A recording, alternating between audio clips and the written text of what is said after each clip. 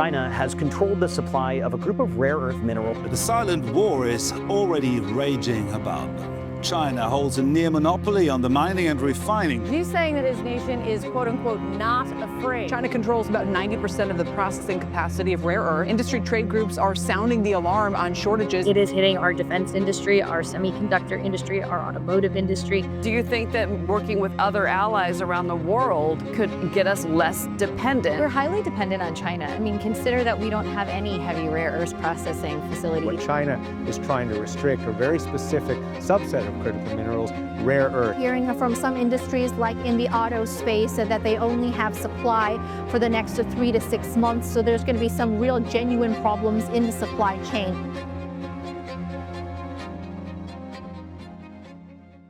Everyone is watching the surface. Taiwan, tariffs, tensions in the South China Sea. But what if those headlines are just the cover story? What if the real war between the US and China isn't about islands or ideology, but about minerals buried underground?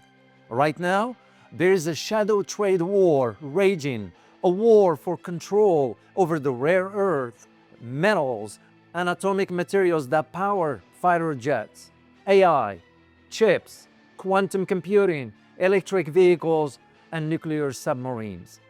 And while politicians talk about freedom and security, behind the scenes, they are fighting over who controls the elements that control the future. What if the fight for Taiwan is about chips, but also about who holds the gate to the world's most advanced mineral supply chain? And what if the West is already losing? Let's dive in and find out. A big thank you to today's sponsor, CleanTech CTV. US reliance on bypasses. Let's be blunt. The United States is dangerously dependent on China, not just for the raw minerals themselves, but for processing, refining, and separation, which are the true choke points in the global supply chain. Here is the reality. 70% of US rare earths imports come from China. China also controls 85 to 90% of global rare earth refining and over 90% of graphite processing.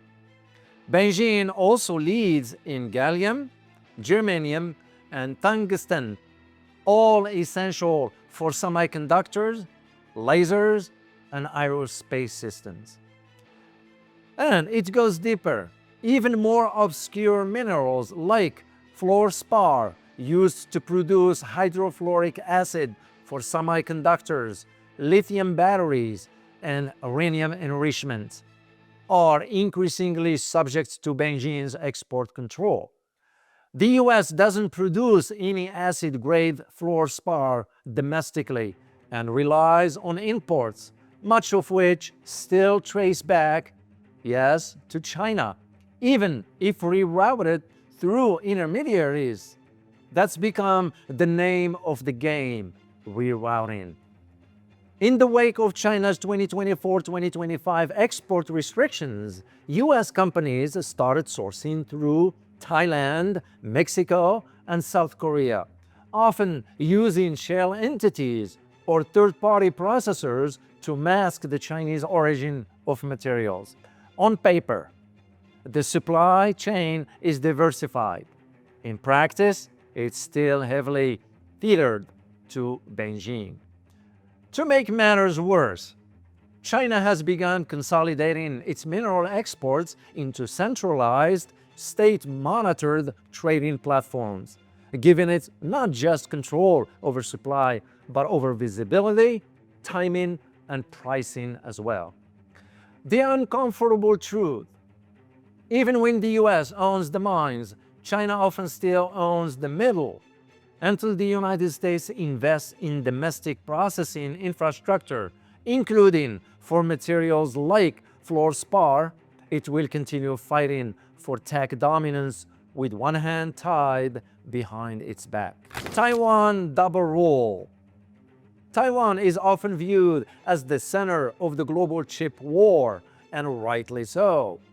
Semiconductor giant TSMC produces more than 90% of the world's most advanced logic chips, powering everything from iPhone and AI servers to F-35 fighter jets and quantum computing prototypes. But here is the lesser-known layer. Taiwan's chip dominance depends not only on engineering but on minerals. The fabrication of cutting-edge semiconductors requires a steady supply of ultra-high purity critical minerals. Fluorspar to produce hydrofluoric acid, essential for etching chip patterns.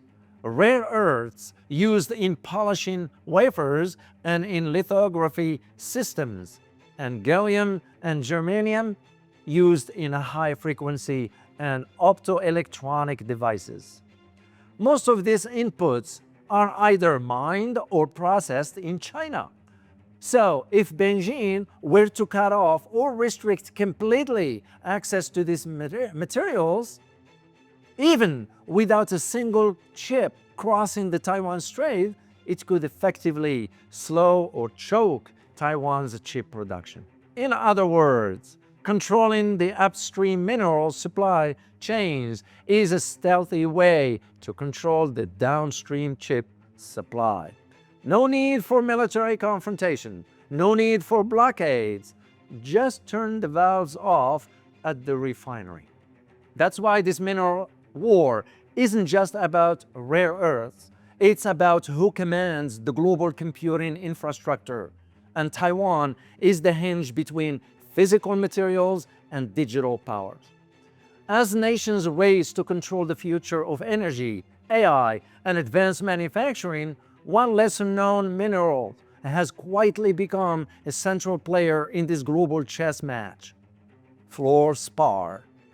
While the media focuses on lithium and rare earths, fluorspar is the unsung hero, enabling nuclear fuel, lithium-ion batteries, semiconductors, high-voltage insulation, and even advanced military-grade aluminums. Fluorspar is the only natural source of fluorine used to produce hydrofluoric acid, an essential input in a high-purity uranium conversion, chip making, EV batteries, and more. Here is where it gets geopolitical. Over 60% of the world's fluorspar is produced by China, Mexico, and South Africa, with China alone dominating the high-purity supply chain. The US, which hasn't had active fluorspar production since 1990s, is now scrambling to secure domestic sources as the critical mineral tug of war heats up. With tensions rising between China and the West, especially in the nuclear and AI sectors, reliably sourced US-based fluorspar has become a strategic priority. Given its status as the foundational ingredients for producing uranium hexafluoride, known as UFC, for enriching uranium to create the fuel that powers clean, reliable nuclear energy. Enter CleanTech Vanadium Mining Corp, stock ticker TSXV, CTV, and OTCQB, the stock ticker, this is over the counter, it's CTVFF. While they are best known for their vanadium projects in Nevada, CleanTech is making bold moves in the fluorspar world, and they are doing it in one of America's most prolific but long-dormant fluorspar belts, the Illinois-Kentucky district. Their newly acquired Campbell-Kreutzer project in Livingston County, Kentucky, isn't just historically significant. It could help reshape U.S. fluorspar independence. This company is tapping into geology that has already produced over 3.5 million tons of fluorspar, and it's surrounded by modern infrastructure and major U.S. industry players. This isn't a theory. This is action. The Gambo-Kratzer fluorspar project spans roughly 250 acres of mineral rights in western Kentucky, right along the Big Creek Fault system, home to numerous historical mines. According to historical records, the mineralization at Gambo-Kratzer is textbook. Carbonate-hosted, fault-controlled fluorite that starts near surface and extend 400 to 700 feet deep with consistent grade continuity along the 3,500 to 4,000 foot strike zone. Over 60 historic drill holes suggest serious grade potentials. One historical estimate found 841 tons, averaging 37.1% calcium fluoride, with additional zinc and lead. Intercepts as high as 83% calcium fluoride and zinc concentrations over 9% appear in the record. While this data is historic and not yet NI 43-101 compliant, it underscores just how rich this project could be. And just as importantly, it's plug and play ready.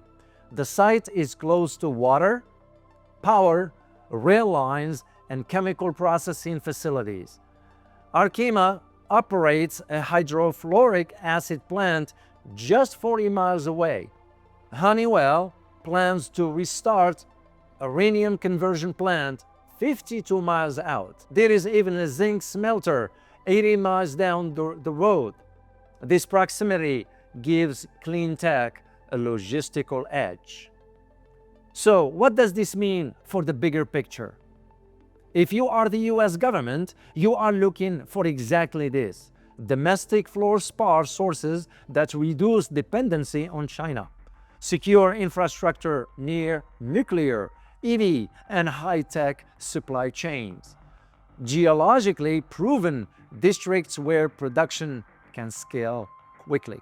Not to mention that in response to President Donald Trump's declaration of national energy emergency, the United States Department of Interior now has emergency permitting procedures in place, which will take a multi-year permitting process down to just 28 days at most.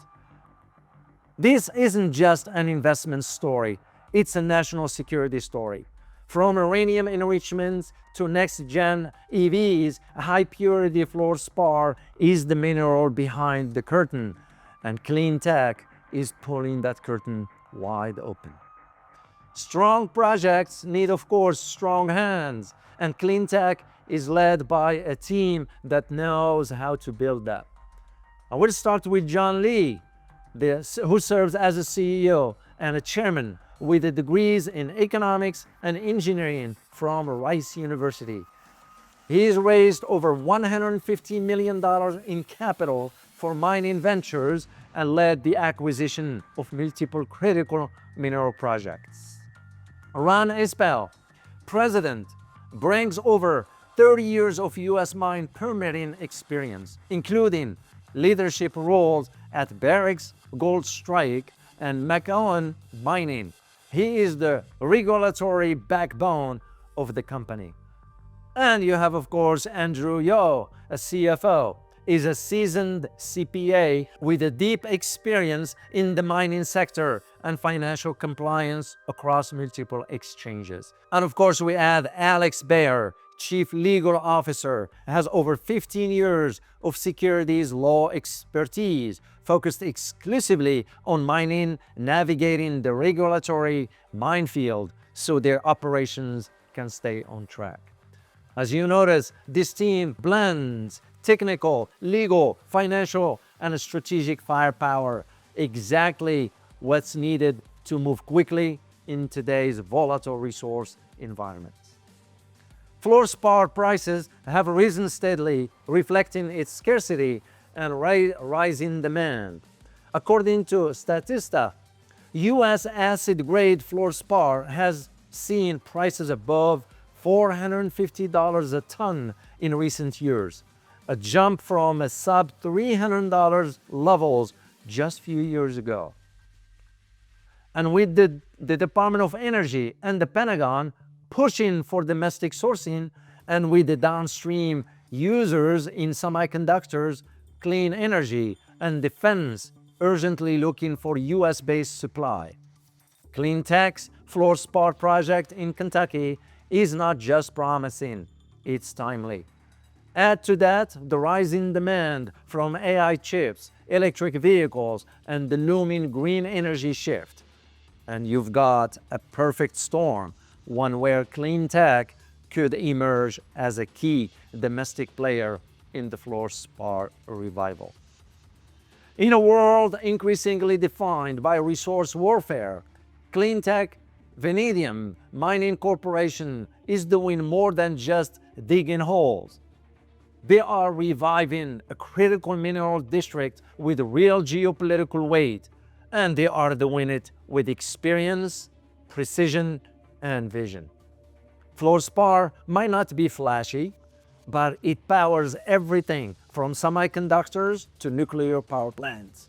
And if CleanTech succeeds in Kentucky, they could be delivering one of the most important ingredients for America's technological independence.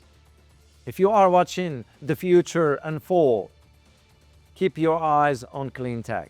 Remember, there are always risks in investments, and there are no guarantees of any kind. Always do your own research. Thank you.